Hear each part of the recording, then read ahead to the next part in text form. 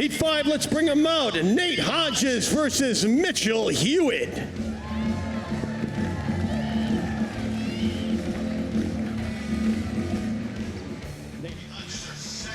Been waiting for this one, Tommy. Yeah, this is going to be a good one. A couple of great athletes here. Both of them known very much for their springboard talent, or tree as it's called down in Australia. Just really spry, adept athletes here. Nate Hodges, 40 years old, but they came to the game late as far as this level of competition. Been doing it a lot of his life, but he really turned on a switch a few years ago, said, I'm going in, I'm going to be a success at this, and so he has done. Going up against Mitch Hewitt, originally from Australia, now making his home in British Columbia. Bronze in the World Trophy competition of 2011 and 2014. Well, Tommy, I'm a big Mitch Hewitt fan. Like, you know, not tattoos and stuff, but I'm a big Mitch Hewitt fan. He and I are the same vintage.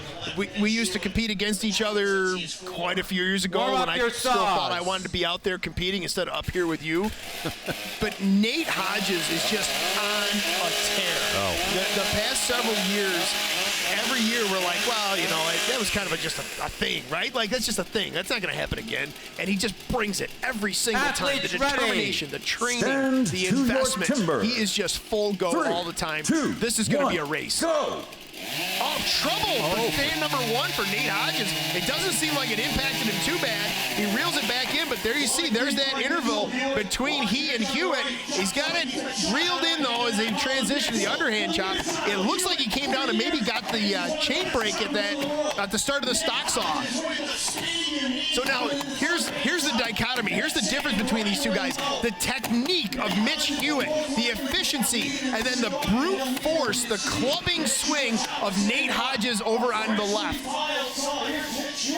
Curious to see how this pans out.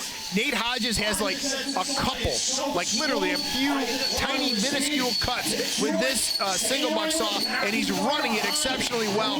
JP Mercier built him that saw specifically for this event. He said he wanted a lighter saw. He wanted to be faster. Look at Mitch Hewitt is reeling him in, though. Nate Hodges is through the front of this block. Mitch has a tremendous amount of work to do. He is still on the front side of the log. I don't think he's going to have any chance of catching Hodges at this point. There it is. Nate Hodges drives off. 104 showing on the clock.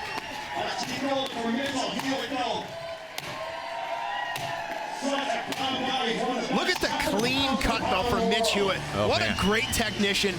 Always a tremendous axeman. Clean chops, proper cuts. Great run from Mitch Hewitt. Nate Hodges, though, just steamrolled through that heat. Started off a touch behind, made it up by the second stop, so then it was off to the races for Nate.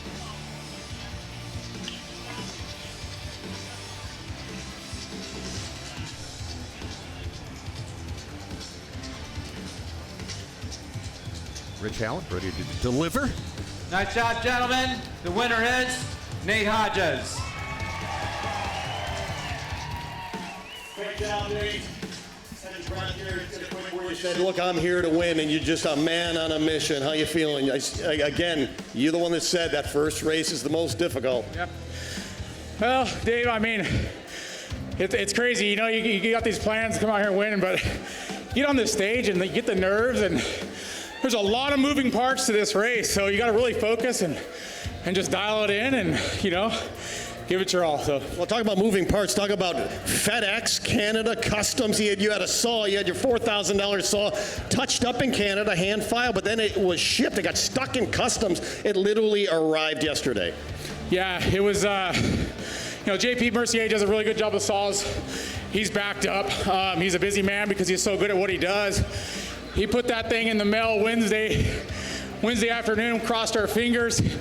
It was supposed to be there Thursday, got held up in customs, made it Friday, and she's running pretty good. So, great job seeing the quarterfinal rounds. We're going to see this big guy again.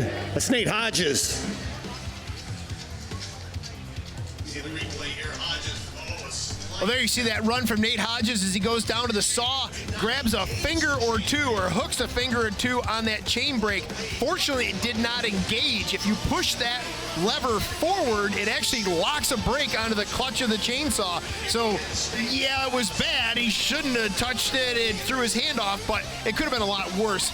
Just a few extra ounces of force in the forward direction. It would have locked that chain brake on, and then all calamity just ensues. Here we see him into the underhand chop, putting in a beautiful, clean, nice, neat face in that club-handed style chopping. I cannot endorse club-handed chopping, but I can't argue the results. Yep. What a great cut. And here's that saw that we just talked about. That single buck saw came in overnight mail, showed up literally yesterday on Friday. He's only just had a couple of cuts with it, put up a great run. And then he goes at this standing block with a snow shovel of an axe, an absolute monster of an axe. The two hits more than cover the face of that block into the backside. Mitch Hewitt, unfortunately, no chance to catch up at that point. It was all Hodges cruising through the back of this standing block.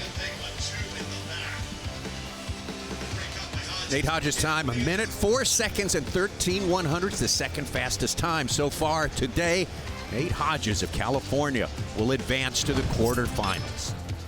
Ask him how he trained for this. He says, I live up at elevation. There's lots of dead trees there. I go find one, I drag it home, and I chop on it till I can't feel my arms anymore.